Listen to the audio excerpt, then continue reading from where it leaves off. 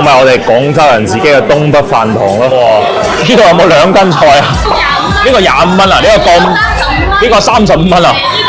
呢個50，全部都係巨型嘅份量啊！主角選手啊，鐵板乾壁雞啊，所以係爆裝備嘅，份量應該要用碩大、巨大嚟形容啊！我覺得呢間嘢不如叫大記，真係想話俾所有廣州人知啊！呢間店，各位最近食咗幾間飯堂，總結落嚟呢，帶飯堂2個字嘅店，一般佢好食之餘呢，份量都係好大嘅。咁今日去嘅呢間飯堂呢，佢個份量可以用巨大、碩大嚟形容，聽起就興奮。我哋埋位，又係呢種極具老港氣息嘅飯堂。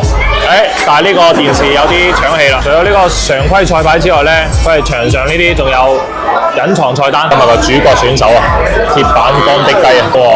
呢度有冇2斤菜啊？呢個幾多錢啊？呢個25蚊啊？呢個咁？呢個35蚊啊？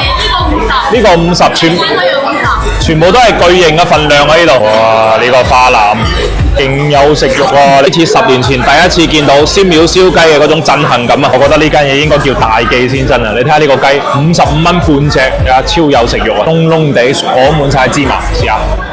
佢與其話呢個乾壁雞呢，我覺得更加似煎焗雞，表皮係微有脆意嘅。除咗呢個焦香感之外呢，其實佢個料頭都係好優秀，係帶微微咁多辣，跟住有嗰啲芝麻嘅香充盈晒成個嘴裏面，跟住呢，佢係帶淡淡嗰種沙薑味啊！呢個好港式嘅做法，但係睇落去呢就好外省，實質就好港式啊！而且嗰啲雞肉呢唔係好腍好霉嗰啲，仲係好有咬口，好夠日子嘅。哇！呢個好想送飯，你睇下呢間嘢飯都大過人㗎，呢種起碼頂出邊2-3碗飯，裝嘅呢個飯呢係對呢個雞最高嘅 respect。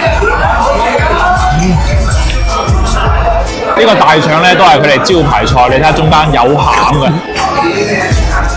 哇！嗰種大腸嘅美好，真係需要眯埋隻眼感受下，先 feel 到嗰種美好啊！所以係爆裝備嘅，佢呢個滷汁咧搞得好好，佢係偏甜嗰啲感覺，哇！食落個嘴真係好咁香。佢呢個大腸真係左一啖右一啖，中間一啖，真係成嘴都係享受啊！好好食。呢個菜花炒花腩啊，喺廣州至少賣60蚊，你睇下仲要係呢啲半肥瘦嘅呢種花腩，好靚。